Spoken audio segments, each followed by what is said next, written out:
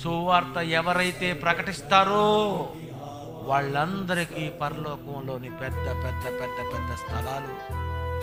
ఆదామవ్వలకి లోకము ఇచ్చాడు, ఇది పెద్దదే అనుకుంటే దీనికంటే కొన్ని 100 రెట్లు పెద్దది పరలోకం.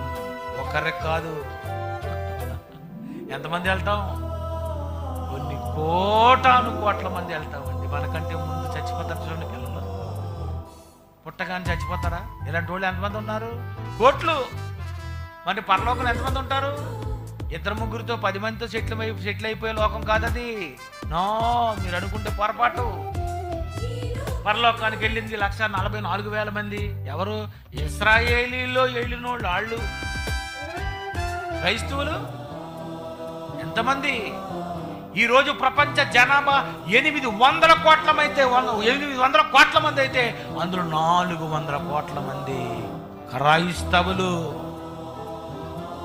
మనమంతా కలిసి ఆ లోకానికి వెళ్ళబోతున్నాం.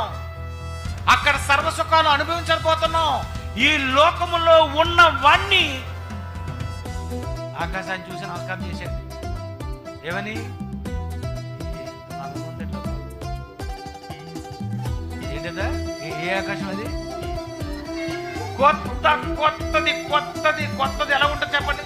ఈ రాత్రి అంతా ఆలోచించుకొని నాకు చెప్పాలి. రేపు ఉదయం ఫోన్ చేసి నెంబర్ కూడా ఇచ్చేస్తాను.